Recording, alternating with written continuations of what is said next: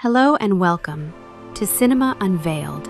हम देखते हैं साल 2045 जहाँ टेक्नोलॉजी इतनी ज्यादा बढ़ गई है कि वो इंसानों पर ही हावी होने लगी है। हर जगह पर एआई के रोबोट्स होते हैं जो इंसानों के सभी काम करते हैं। खाना बनाने से लेकर घर को ठीक करने तक जगह एआई ने ले ली। यहीं पर हम एक औरत एलिस को देखते हैं जिसके घर पर भी कुछ एआई थी। इनमें जो फीमेल एआई रोबोट थी उसका नाम मोनिक होता है। अब एलिस के घर पर उसका दोस्त और दोस्त का बेटा आए हुए थे। एलिस को आर्ट्स की चीजें जमा करने का बहुत शौक था जो सब वो अपनी दोस्त को दिखा रही होती है। उसका दोस्त एलिस के साथ अजीबोगरीब बातें कर रहा था जो देखकर उसकी एआई मोनिक उसके दोस्त को स्कैन करती है और उसके दिमाग में चल रही चीजों को पढ़ने लगे। उसे पता चलता है कि एलिस के दोस्त के दिल में उसके लिए खास प्यार नहीं है, वो तो बस टाइम पास कर रहा है और उसका फायदा उठाना चाहता है। इनकी बात चल ही रही थी कि तभी यहाँ एलिस का हस्बैंड जिसे वो छोड़ चुकी थी वो आता है, जिसका नाम विक्टर था। वो यहाँ पर अपनी गोद ली हुई बेटी और दोस्त को भी लाया होता है। ये सब लोग जब जमा हुए तो विक्टर की दोस्त बताती है कि मैं और विक्टर बहुत जल्द शादी करने वाले हैं, जिसके लिए हम एक काफी महंगी आलीशान जगह पर जाने वाली हैं।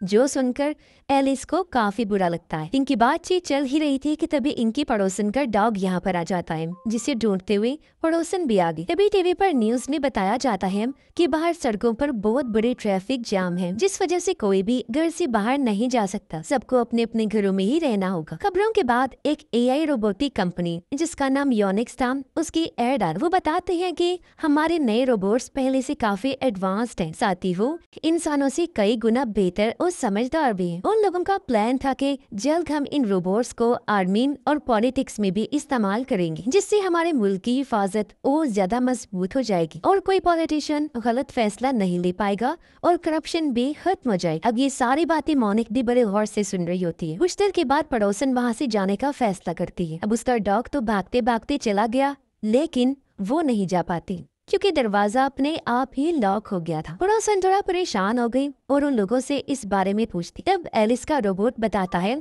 कि बाहर खतरा होने की वजह से मैंने पूरे घर को लॉक कर दिया है, इसीलिए अब तुम लोगों में से कोई भी बाहर नहीं जा सकता, जिससे सभी लोग घबरा जाते हैं क्योंकि जाहिर है अब वो चाहकर भी बाहर नहीं जा सकते। घबराहट में वो रोबोट्स को लॉक को खोलने का कहते हैं। तभी यहाँ पर इनका एक अजीब सा रोबोट आता है, लेकिन वो बाकियों की निस्बत काफी समझदार था, जिसे खुद विक्टर ने बनाया था। वो बताता है कि ऐसा मैंने आप लोगों की हिफाजत के लिए ही किया है। दरअसल इन रोबोट्स को लग रहा था कि योनिक्स कंपनी के रोबोट्स इंसानों के लिए खतरा हैं, जिस वजह से इन सभी रोबोट्स ने फैसला किया कि हम अपने इंसानों को घर पर लॉक कर देंगे ताकि उन्हें कुछ हो ना जाए। कुछ देर के बाद हम सब रोबोट्स को एक जगह पर इकट्ठा देखते हैं। वो सभी आपस में बातें कर रही थी, जिनसे हमें पता चलता है कि वो बुरे नहीं हैं, बल्कि इंसानों की तवज्जो और प्यार हासिल करना चाहते हैं। जबकि इंसान जो रोबोट के लिए कोई इमोशंस जज्बात नहीं रखते, वो तो सिर्फ इन्हें मशीनें समझकर अपने कामों के लिए इस्तेमाल करते। अब ऐसे ही घर में बंद उन्हें रात हो जाती है, जहाँ इन्हें इमरजेंसी लॉक सिस्टम का ख्याल आता है जो इनके घर के बाहर लगा हुआ। वो सोचते हैं कि अगर कोई उस हैंडल को खींच दे तो इनका दरवाजा खुल सकता है, लेकिन मुसीबत की बात तो ये थी कि अंदर होने की वजह से ये बाहर नहीं जा सकती थी और चूंकि नेटवर्क भी नहीं आ रहा था, इसीलिए वो फोन करके किसी पड़ोसी की मदद भी नहीं ले सकती थी। ये लोग पड़ोसन के डॉग को देखते हैं। विक्टर को एक आइडिया आया। वो लेजर लाइट की मदद से डॉग को हैंडल तक लेकर जाता है, लेकिन डॉग हैंडल को खींचते हुए उसे तोड़ देता है, जो देख सभी उदास हो गए क्योंकि इनके बाहर जाने की उम्मीद भी टूट चुकी थी। अब क्योंकि रात भी काफी हो गई थी, इसलिए सब लोग अलग अलग कमरों में सोने के लिए चले जाते। आधी रात को विक्टर को एक आइडिया आया। वो अपनी कार को फुल स्पीड में ग्लास की तरफ आकर टकराने को कहता है, जिससे कांच का दरवाजा टूट जाएगा और ये सब बाहर निकल पाएंगे। अब गाड़ी को ये कमांड मिलती ही वो तेजी से घर की तरफ आने लगे, लेकिन इससे पहले टकराती सामने डॉग आ जाता है, जिससे गाड़ी का बैलेंस बिगड़ने की वजह से वो बिल्कुल सामने पलट जाती है। जो देख वो फिर परेशान हो गए क्योंकि इनका दूसरा प्लान भी नाकाम हो गया था। जिसके बाद वो सब लोग बैठकर टीवी देखने लगते हैं। बीच बीच में ऐसी एड्स भी दिखाई जाती हैं जिनमें इंसानों को जू में रखकर, यानी चिड़ियाघर में जहां जानवर होते हैं, और जंग के मैदान में लाकर उनके साथ जानवरों जैसा सलूक किया जा रहा था और इन सबको भी रोबोट्स ही कंट्रोल कर रही। जो देखकर सभी काफी दंग रह जाते हैं और सोचते हैं कि एआई सिर्फ एक हद तक, जरूरत तक अच्छी है। ज्यादा एआई का इस्तेमाल नुकसानदेह हो सकता है। खैर, अब इन लोगों को गर्मी लगने लगती है, इसलिए एलिस मोनिक को एसी ऑन करने का कहती है। मोनिक बताती है कि गवर्नमेंट की नई पॉलिसी के मुताबिक उन्हें एसी ऑन रखने से पहले गवर्नमेंट की इजाजत लेनी होगी। जो सुनकर सब लोग काफी हैरान और परेशान रह जाते हैं। तभी यहाँ पड़ोसन का रोबोट भी आ जाता है। क्योंकि वो एआई था, इसलिए बाकी रोबोट्स ने कुछ देर के लिए लॉक खोल दिया था। उसकी हालत काफी खराब थी। वो इन लोगों के सामने आकर बताता है कि हमारे घर पर योनिक्स कंपनी के रोबोट्स आए थे, जिन्होंने पहले डॉग को मारा, फिर मेरी भी जान लेने की कोशिश की, लेकिन मैं किसी तरह बचकर निकल आया। जिसका मतलब था कि योनिक्स कंपनी के रोबोट्स पुराने रोबोट्स को मार रही हैं। ये बताते ही वो नीचे गिर गया। इन सब से पड़ोसन काफी दुखी हो जाती है, क्योंकि उसका प्यारा डॉग मर चुका था और उसका ये रोबोट जिससे वो बहुत प्यार करती थी, उसकी भी हालत खराब थी। पड़ोसन उनसे मदद मांगती है। तब उसकी हालत देखकर सभी रोबोट्स उसे दूसरे कमरे में लेकर जाते हैं। वो काफी हैरान थे। पड़ोसन के रोबोट से पूछते हैं कि आखिर तुमने ऐसा क्या किया है कि तुम्हारी मालकिन तुमसे इतना प्यार करती है, जबकि आज तक किसी भी रोबोट को अपने मालिक से इतना प्यार कभी नहीं मिला। अब ये सुनकर वो जवाब देता है कि इंसानों का प्यार पाने, उनके करीब रहने के लिए तुम्हें सबसे पहले उन्हें हंसाना होता है, उन्हें एंटरटेन करना होता है कि वो दिल से खुश हो जाए। इसके लिए जाहिर है तुम्हारे पास इतना टैलेंट होना जरूरी है कि तुम्हें हंसाना आता हो। अब ये सुनकर सभी रोबोट्स अपने सिस्टम में बहुत सारे जोक्स, हंसी मजाक वाली चीजें डाउनलोड कर लेते हैं। साथ ही बहुत सारी फनी किताबें भी पढ़ते हैं, जिससे वो उन सबको हंसा सके, और बारी बारी सबके कमरों में जाकर उन्हें जोक सुनाने लगते हैं। लेकिन उन बेचारों के जोक्स इतने बेकार थे कि कोई भी नहीं हंसता, बल्कि चिढ़कर एलिस तो उल्टा रोने लगती है। कुछ देर बाद हम एलिस के दोस्त और विक्टर को आपस में बातें करते हुए देखते हैं। कह रही थी कि रोबोट्स हैं, हालांकि मशीन्स है, लेकिन देखो तो सही कैसे खुद ही फैसले ले रही है, और इन्होंने हमें यहाँ कैद कर दिया और अब हमें जल्द से जल्द यहाँ से निकलना होगा, वरना हम यही फंसे रहेंगे। विक्टर कहता है कि अगर हम घर में आग लगा दें तो ये रोबोट्स हमारी जान बचाने के लिए जरूर दरवाजा खोल देंगे, लेकिन हम ये काम तब तक नहीं कर सकते जब तक कि रोबोट्स हमारे आसपास हैं और हमें देख रहे हों। इसलिए विक्टर एक प्लान बनाता है, जिसमें वो पड़ोसन के रोबोट को भी शामिल कर लेते हैं, क्योंकि उसके अंदर इंसानों की तरह सोचने की सलाहियत थी और वो भी चाहता था कि सब लोग यहाँ से बाहर निकल जाएं। तो प्लान के मुताबिक एलिस के दोस्त का बेटा उन रोबोट्स का ध्यान भटकाता है और पड़ोसन का रोबोट फायर अलार्म के पास जाकर हल्की सी आग लगाता है,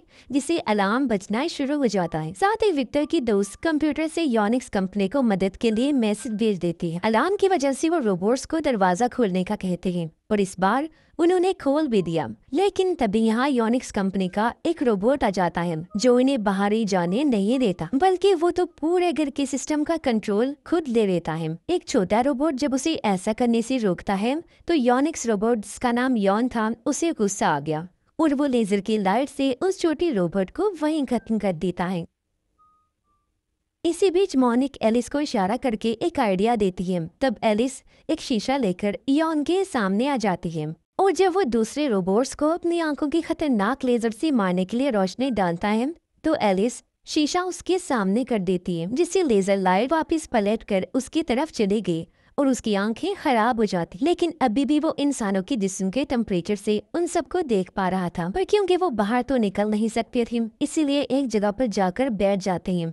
बहुत गर्मी, इसीलिए सब काफी परेशान होते हैं। उन्हें देखकर मोनिक यॉन से कहती है कि अगर तुमने एसी ऑन नहीं किया तो इनकी हालत बहुत ज्यादा खराब हो जाएगी, इतनी ज्यादा कि ये मर भी सकते। अब यॉन एसी ऑन करने के लिए एक शर्त रख देता है। उसने कहा कि मैं एसी तभी ऑन करूंगा जब तुम सब सर्कस के जानवरों की तरह उल्टी सीधी हरकतें करोगे। अब सारे इंसानों की गर्मी से जान निकल रही थी, इसलिए वो मान जाते हैं और सर्कस के जानवरों की तरह चीजें करना शुरू हो जाते हैं। ये देख यॉन एसी तो ऑन कर देता है, लेकिन काफी तेज, जिस वजह से इन्हें ठंड लगने लगती है। यहाँ भी विक्टर को एक आइडिया आया। वो मोनिक से कहता है कि काफी सारे कपड़े गीले करके लाओ ताकि उनमें बर्फ जम जाए। रात होते ही गीले कपड़ों में बर्फ जम जाती है और विक्टर सभी को वो बर्फ वाले कपड़े पहनने का कहता है, क्योंकि यॉन इन्हें जिस्म की हीट की वजह से देख पा रहा था और अब बर्फ वाले कपड़ों की वजह से वो इन्हें नहीं देख पाएगा। होता भी ऐसा ही है और ये लोग एक साथ उस पर हमला कर देते हैं यहाँ से निकलने के लिए। जब ये लोग उसे मार रहे थे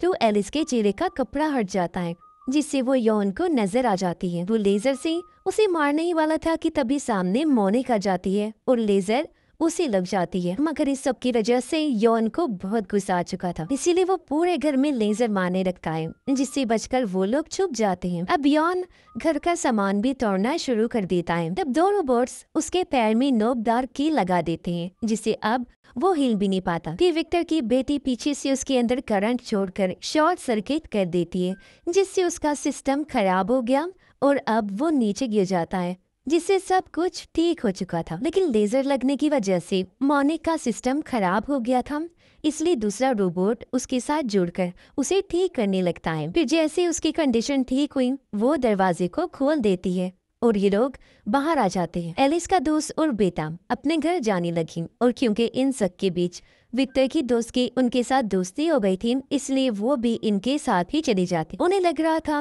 कि सब शांत हो गया, लेकिन तभी बहुत सारे यौन जैसे रोबोट्स आकर एलिस, विक्टर और उसकी बेटी को घेर लेते हैं। एलिस की दोस्त का बेटा गाड़ी से कूद पड़ता है और इनकी मदद को आता है, मगर तभी यहाँ बहुत सारे ड्रोन्स आते हैं और एक एक करके सभी रोबोट्स को मार देते हैं, जिससे उनकी जान बच जाती है। दरअसल योनिक्स कंपनी के सिस्टम में एक बग आ गया था, यानी एरर वगैरह, जो बहुत बड़ी गड़बड़ी साबित हुई, क्योंकि उन्हें फायदे के लिए रखा जाना था, लेकिन उन्होंने इंसानों और रोबोट्स को ही मारना शुरू कर दिया। अब इन सब के बीच विक्टर को भी समझ आ गई थी कि फैमिली कितनी जरूरी होती है, और वो फिर से एलिस के साथ रहने का फैसला करता है। और इसी हैप्पी एंडिंग के साथ ही ये फिल्म इधर ही खत्म हो जाती है। Thanks for watching. Don't forget to like and subscribe.